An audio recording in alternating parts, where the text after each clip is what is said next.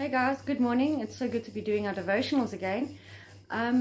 We're still on the subject of passion, and I was given the task to talk about someone that was really passionate in the Bible, and to help you guys get motivated through that passion.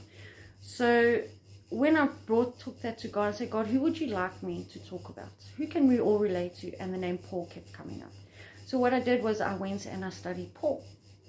And I realized that there's so much that we could also relate to Paul about.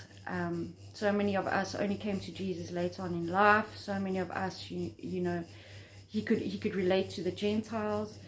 But anyway, let's carry on with Paul. So Paul had 3 distinct motivations that drove his passion. And the first one was Jesus Christ. The second was the gospel of Jesus Christ. And the third was the grace of Jesus Christ. So those 3 things motivated his passion. It's also good to know. So when you're looking at your passion and you see, okay, you know what, does this point to Jesus? We can even take those 3 things, Jesus, the gospel of Jesus, and the grace of Jesus. Does our passion point to those 3 things? You know, then you know, like your passion is in step with God. So what I learned also about Paul was he also planned his passion. He didn't just jump up and run off and say, oh, okay, you know what, this is what I'm doing. I've got a new life. I'm reborn. I've got this Holy Spirit in me. He didn't do that. He only started his ministry 13 years after he encountered Jesus. So we also need to wait for instructions from God. And also we need to plan our passions. We need to set goals with our passions and reach those goals. The thing with Paul was that he never left things unfinished. When he started something, he made sure that the task he started, the passion that he was busy with, was finished till he moved on to the next task and began doing new things with the passion he had. But he always made sure that he finished the task at hand. Which is a very important thing in our lives, even, you know, with our passion. When we are passionate about something, we need to finish the task that our passion has driven us to do. We cannot leave things unfinished.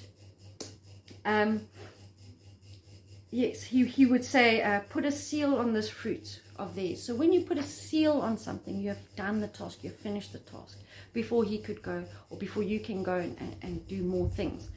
But be patient with your passion, like Paul was. Receive the messages from God, receive the instructions from God, what you should do with your passion, where you should go, who should you speak to. Paul was appointed to speak to the Gentiles. Peter was appointed to speak to the Jews. So there were things Paul had to receive from God before he could start working with his passion. So yes, just a short one with Paul. Plan your passion. Plan your passion. Make sure that you're not just rushing head on because you just feel the great love and you know that the gospel must be spread. But make sure you have a plan on how you're going to spread that gospel. Make sure you plan and tell people about your plan. Set goals and tell them, this is my goal. This is where I want to be. My passion is to set this goal, and people might join you in your passion.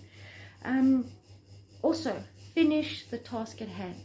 Finish what you're busy with, then move on to the next one. That's what I got from Paul. Much more, but time limits. Yes. So I hope you can take these things and mold your passion, work with your passion, and ask God to, you know, send you your instructions. Have a wonderful day, guys. Thank you so much for listening and taking the time for our devotionals. Share if you can. Lots of love. Bye.